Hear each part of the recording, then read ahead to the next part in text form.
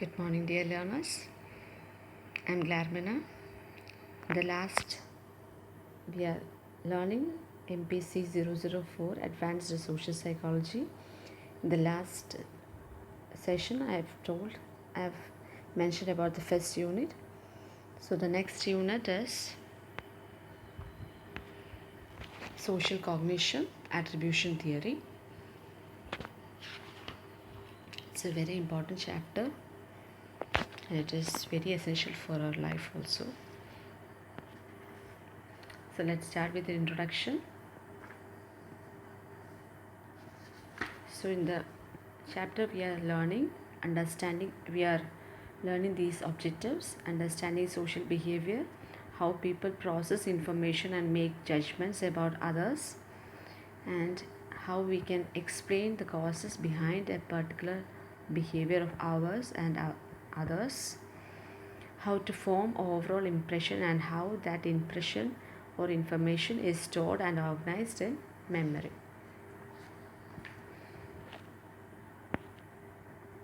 So first we can learn what is person perception and social cognition.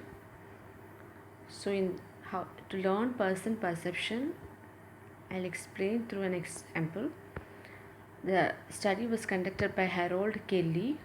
He actually gave a group to students one of two descriptions of a lecturer whom they had never met, and then had the lecturer lead a discussion. So in the first case, the students were told that the lecturer was a rather warm person, industrious, critical, practical and determined. But in the second condition, a group of students were told that the same lecturer was a rather cold person, industrious, critical, practical and determined. So the difference is, for the first groups, he told that the lecturer is a warm person, industrious, like that. In the second group, it is like this lecturer is a cold person, industrial, like that. So the difference is between warm and cold. And after the session we can see, and the session was given by the lecturer at the same time for the same two groups.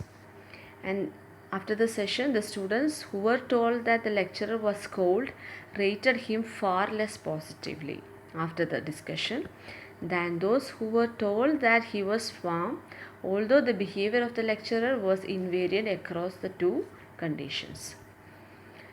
So it shows the impression which has given them before the session. So how our first impression affects our thoughts.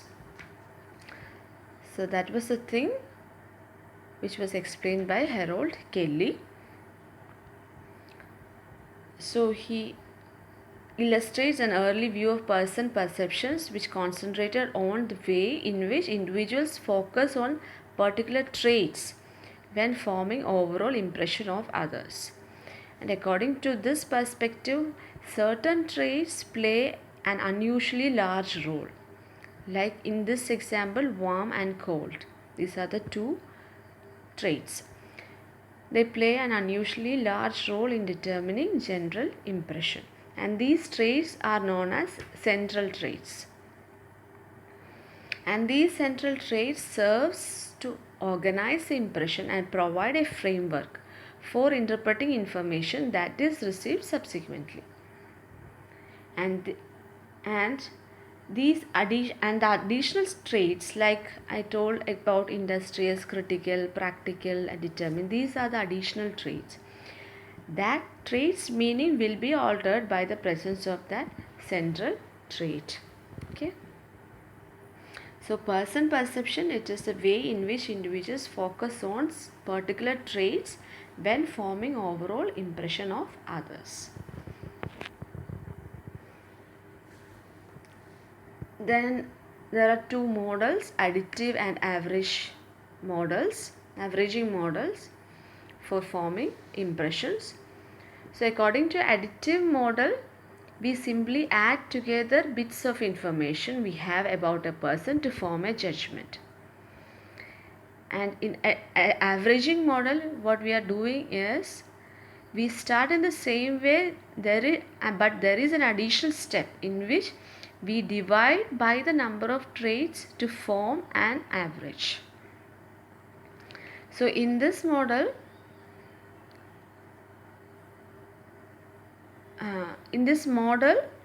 we are adding what is particularly important in this averaging model is that the inclusion of additional information cannot necessarily make the impression more positive. So it depends on the nature of the new traits. Then comes impression formation. This is an important topic that can be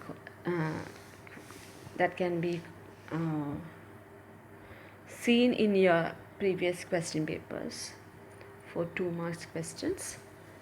So impression formation, there is a study by Lutyens in 1957. It is considered as a classic study. So he gave subjects a 2-paragraph description of a boy named Jim. So in the first paragraph, the Jim walking to the school, it's portrayed like this. The Jim was walking to the school with others and participating in many group activities. In short, he was portrayed as an extrovert. In the second paragraph, the activities described were similar, but Jim did them all alone, thus appearing as introvert. All of you know what is introvert and extrovert, so no need to explain that. So subjects were presented with the 2 paragraphs, but the order was reversed. So he gave this information to 2 groups, but the order of this paragraph was reversed according to condition. So when asked to form an overall impression of Jim's subjects' responses, demonstrated a strong primacy effect. There are 2 kinds of effect, that is primacy effect and recency effect. So in the primacy effect, early information has a stronger impact than later information.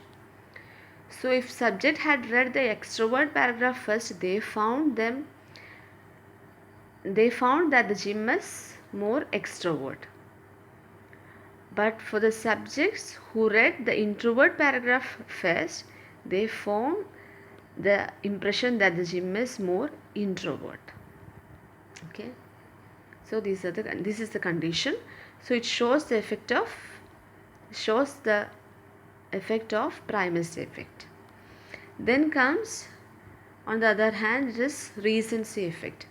In this thing, the later information is given more weightage than early information. Okay. And it can be more seen when there is reasons, like if they ask to make a second evaluation, if there is relatively large time span between these two, and if the latter information is heavier than the earlier, and people always assume that practice might improve performance. In this condition also, we'll give more weightage to recency effect. So impression formation, the definition is the impression formation deals with the processes involved in the formation of impression about others. How we form impression about others, that is impression formation, through which we develop our beliefs and evaluations of other people. So it is a process. It refers to the process through which we combine diverse information about other persons into a unified or united impression of them. And these are the factors that can affect impression. First one is sources of input. The information from sources we trust or admire is weighted more heavily than information from sources we distrust.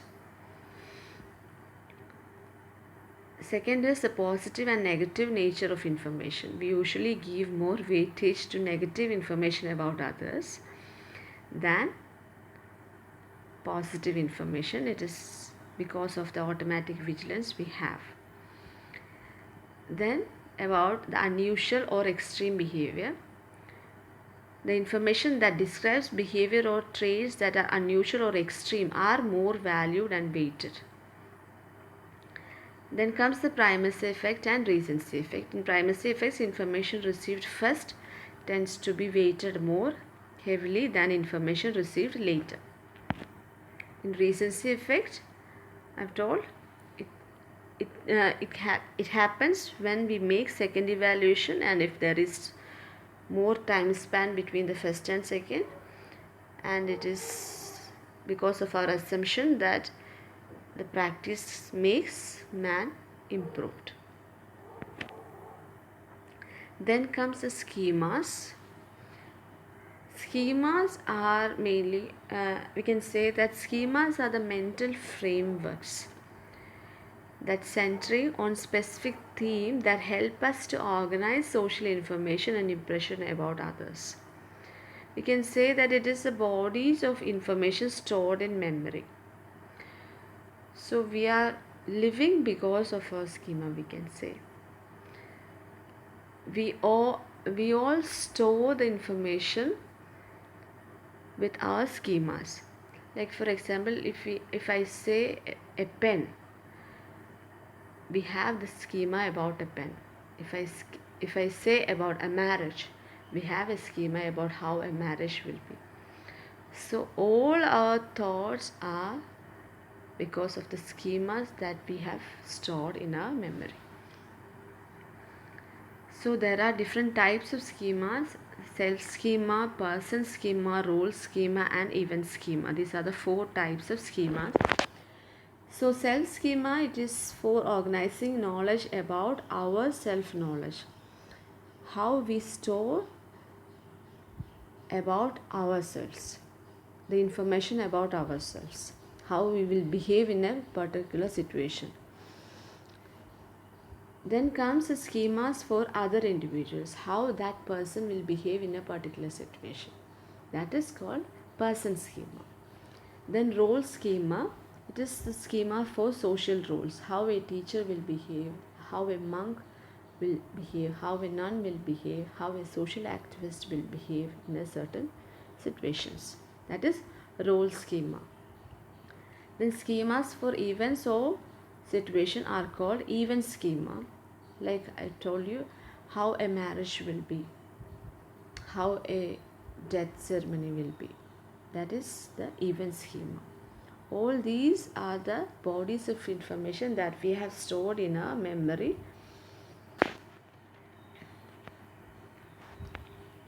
Then comes the prototypes. Prototypes are schemas that organized a group of personality traits into a meaningful personality type. For example, monks, nuns, activists. So it is a personality type that we derive. In the case of persons' perceptions are organized into schemas. So it allows, why these prototype schemas are there. It allows people to recall more readily, recognize and categorize information. So it is basically to organize the social world around us and to plan behavior in social interactions more readily. Like how we will behave to our teacher, how we will behave to our politicians, how we will behave to a social activist, how our social interactions will be. So all depends on how we store the information in our memory. It is all because of our schemas. Next comes attributions, explaining the causes of behavior.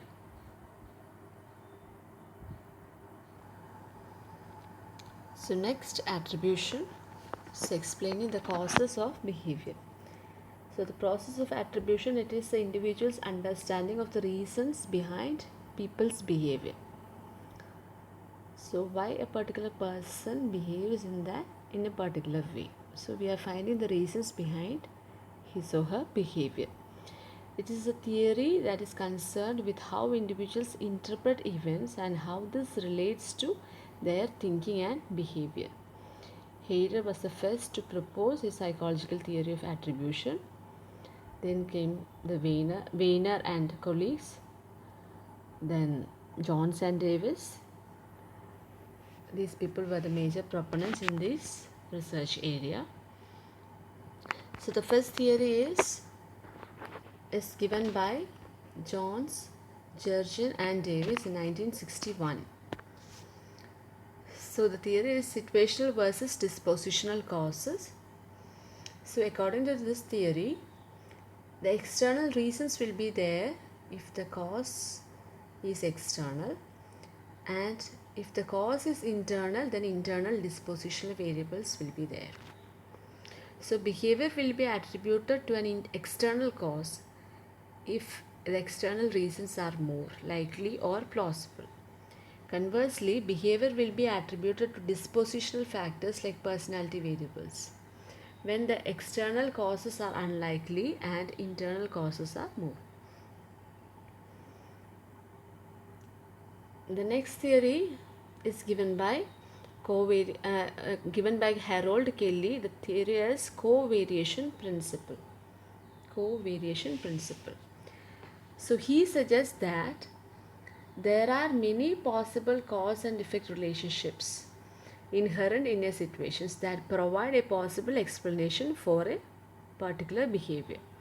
So many factors can affect a person to behave in a particular way. And according to his principle, an observer can use one of the three specific types of causes to explain an effect. So there are mainly three types of causes. The first cause is surrounding on that particular individual. So he is considered as the actor, the individual who is demonstrating that behavior. So the reason will be focused around this person. And the second is the type of cause that is surrounding the entity or the target person or the thing at which the behavior is directed. The third is the circumstances, the setting or the social situations under which the behavior occurs.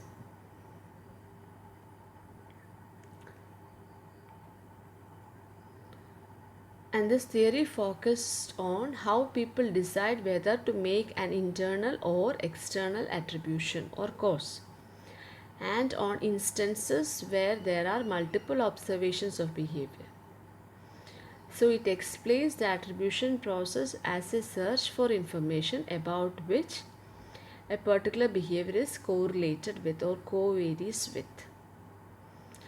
So when the behavior is correlated with a situation, it is called external attribution, and when the behavior is correlated with a person, it's called as internal attribution. So whether it is external cause, whether it is due to external reasons or whether it is due to personal reasons like personal characteristics, personality characteristics, etc. And the causal information can be of three types. Let's see with an example. If a teacher sees that a person or a student is sleeping in his class, then immediately he will look to other students also whether the other persons are also sleeping. That is called as consensus information. The extent to which other people behave in the same way towards the same situation as the actor does. Then comes the distinctiveness information. The teacher checks whether the student is sleeping in his class and how he behaves in the other teachers' classes. Whether any distinctions between these two. The extent to which one particular actor behaves in the same way to different stimuli.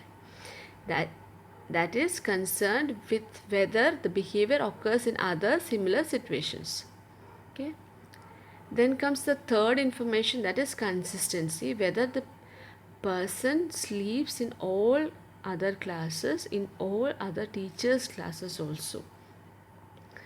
So it refers to whether the behavior occurs repeatedly when these three sources of information come, and these three sources of information combined into one of the distinct patterns, a clear attribution can be made. So with these information, with these three informations, we can see whether the reason is coming from within that actor or is due to other situations, including the teacher or other social situations in which he comes from.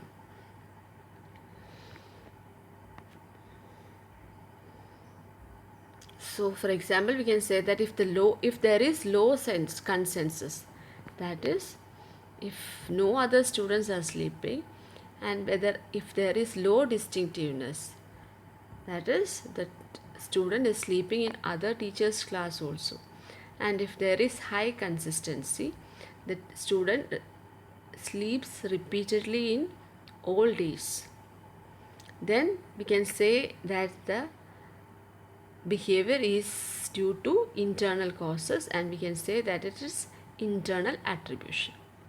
Hope it is clear for you, and other situations also as written. Then comes the third theory, that is from acts to disposition. It is called as correspondent inference theory, and it's developed by Jones and Davis, Edward E. Jones and Keith Davis in 1965. So the theory explains how people infer that a person's behavior corresponds to an underlying disposition or personality traits, whether the behavior is due to his or her personality trait or not. The situational there are two types of variables, like internal and external causes or variables. The internal causes are otherwise called as dispositional variables, and external causes are called as situational variables. So the dispositional cause is preferred as it is stable and renders. Always we used to prefer dispositional cause as it is very easy to form, and renders people's behavior more predictable and increases sense of control also. So in this theory, we should focus on three major aspects. If a person behaves in a particular way, we will check whether it has social desirability, whether it is due to pressure or whether it is freely chosen. Whether it is of free spirit or not. Okay. The next is whether it is due to non-common effects, and the third factor is whether it is freely chosen by the individual or not. For example, if we see a very beautiful, smart, educated girl marrying to an uneducated, not good looking person, and also not educated, we can see that the social desirability is found to be low, and it is found to be low, and we can check whether it is freely chosen by the girl or not, whether it is due to her family's pressure or not. So if we see that the social desirability is low and the person's decision is freely chosen, then we can say, and we are finding that the decision was taken only because of one factor, that is, this person is a millionaire. So the money was the only factor, so it's non-common effect. So we can say that the person is a greedy person and the action is due to internal causes or dispositional factors. So we can see that that particular behavior corresponds to his or her underlying disposition or personality trait, like greediness. Okay. So these are the major theories. First one is situational versus dispositional causes. Second one is covariation principle, and the third one is correspondent inference theory by Jones and Davis.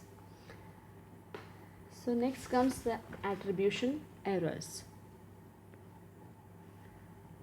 So even though we behave like detectives behind other persons, behind the reasons of other person's behavior, sometimes we may go wrong in our attribution. Why it is so? So attribution errors, fundamental attribution error, it is the first one. It is a tendency to overvalue disposition or personality based explanations for the observed behaviors of others while undervaluing situational explanations for those behaviors. So if a student got low marks, we will say that the person is lazy. So we are focusing, or we are more valuing the dispositional factors and undervaluing the situational factors, like maybe he is coming from a very poor socioeconomic background or poor family situations with many disruptive causes within them. So it does not explain the interpretation of one's own behavior, where situational factors are often taken into considerations.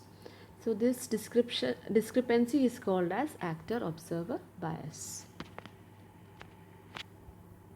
The second one is person positivity bias. It is a tendency to rate others in a predominantly positive way.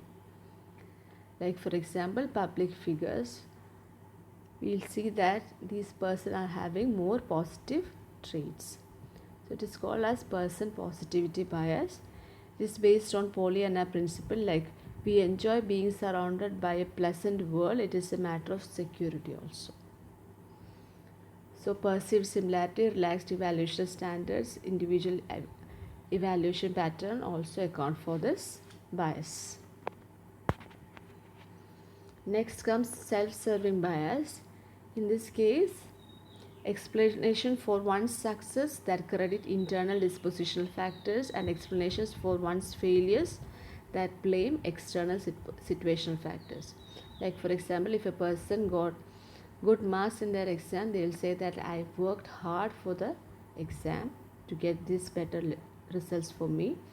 And if there is a failure, we will say that the exam was tough, the syllabus was, and the questions was more of out of syllabus, and the teacher's teaching method was so poor that we were not able to follow her, like that. So the next is belief in a just world. It is a form of defensive attribution. This is a fourth bias, wherein the people assume that bad things happen to bad people and that good things happen to good people. If something bad happened to others, we will say that it's because of their bad deeds that they come across the situation.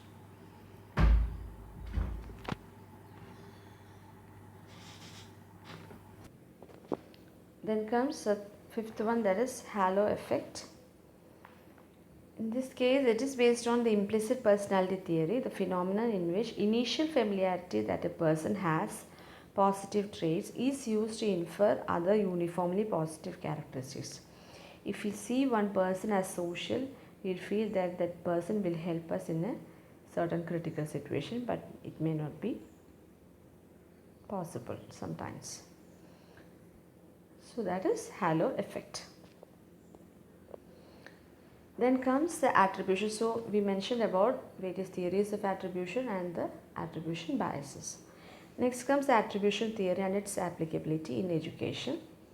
So attribution theory, how it explains success and failures of individuals.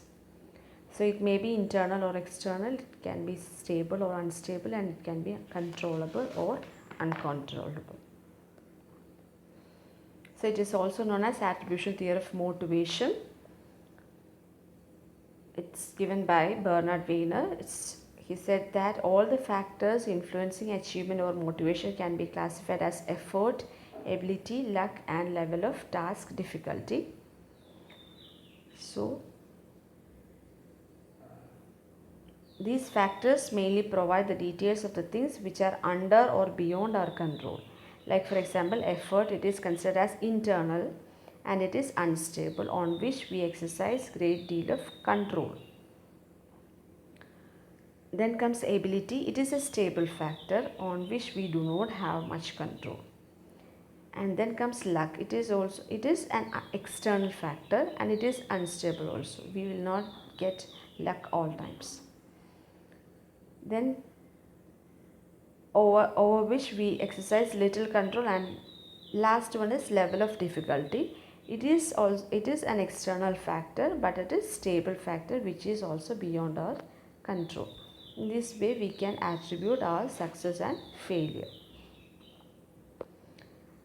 And we can say that these are some of the circumstances for persistent academic performance. So we should find the failures are due to our internal causes and we should improve further.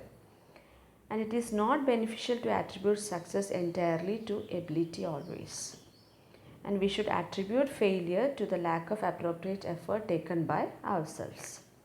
We should arrange tasks according to our priority, according to the priority of tasks. And we should define effort correctly. It is devoting effective academic learning time to the task. And we should always have the belief that we have not yet put forth our best effort. So these are some of the circumstances for persistent good academic performance.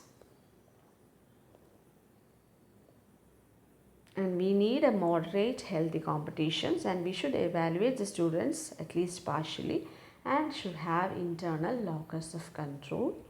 We should not depend on our luck always.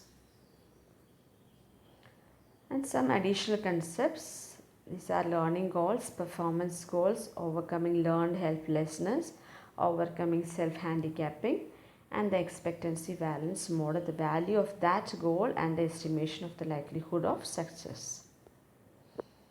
Next comes understanding one's own behavior, how a social comparison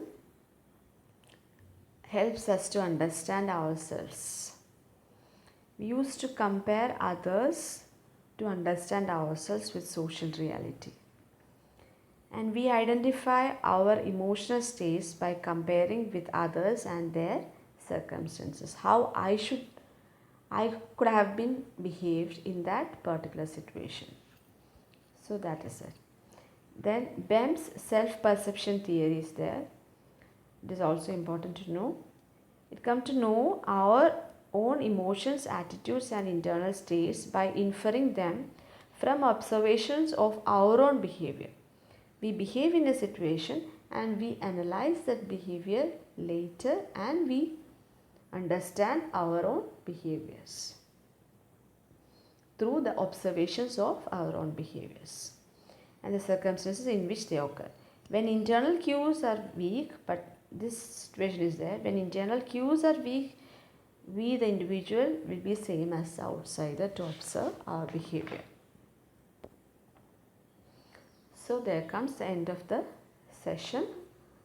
So we have finished our unit 2. Thank you so much.